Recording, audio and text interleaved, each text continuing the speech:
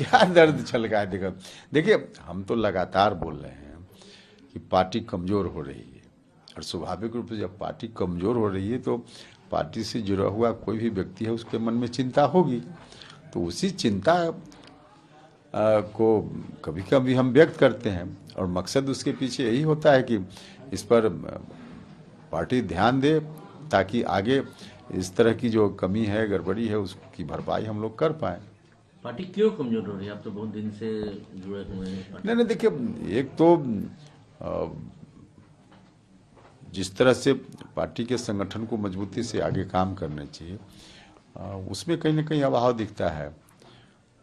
तो इसके चलते और भी कई कारण हैं जिसकी चर्चा अंदर बैठकर हो सकती है। सार्वजनिक रूप से ऐसे विषयों पर चर्चा की जरूरत नहीं है, लेकिन सब लोगों को मालूम है कि पहले के कंपैरिजन में पार्टी कमज़ोर हुई है, लेकिन इसको मजबूत बनाना है। कैसे बनाना है, इस पर पार्टी के अंदर चर्चा होगी।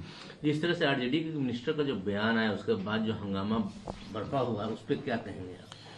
देखिए आरजेडी के मिनिस्टर का जो बयान आया है, सीधे तौर पे भारतीय जनता पार्टी को लाभ पहुंचाने वाला बयान है। उन्होंने क्या कहा नहीं कहा एक विषय है, लेकिन जो कुछ भी कहा, जिस विषय पर वो बात कर रहे हैं, ऐसे विषयों पर जब भी चर्चा होगी तो यह सब एजेंडा तो बीजेपी का एजेंडा है। बीजेपी के एजेंडा पर बात करने का मतलब है कि उसके फील्ड में जाकर खेलना, उसकी पिच पर खेलना। तो वहां जाकर हम खेलेंगे तो लाभ किसको होगा? सीधे तौर पर बीजेपी को लाभ होगा।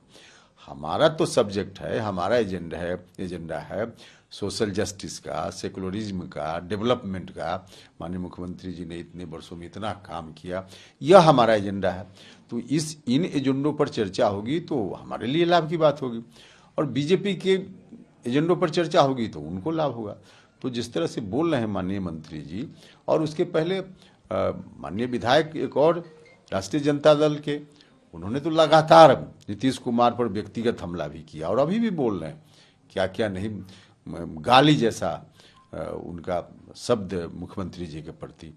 तो कुल मिला जुला करके बीजेपी को लाभ पहुंचा रहे हैं लोग। और सिर्फ हम ही नहीं यह बात करें, तेजस्वी जी ने कहा, जो माननीय विधायक बयान दे रहे हैं लगातार उसके बारे में, कि बीजेपी के एजेंडा पर काम कर रहे हैं, बीजेपी की पॉलिसी के अनुकूल काम कर रहे हैं। तो जब मालूम है कि बीजेपी के एजेंडा पर काम कर रहे हैं, उसके बावजूद पार्टी चुप है, या चंद्रशेखर जी वाले मामले में तो राष्ट्रीय जनता दल ने कहा कि हम उनके बयान के साथ खड़े हैं, तो इसका क्या अर्थ है?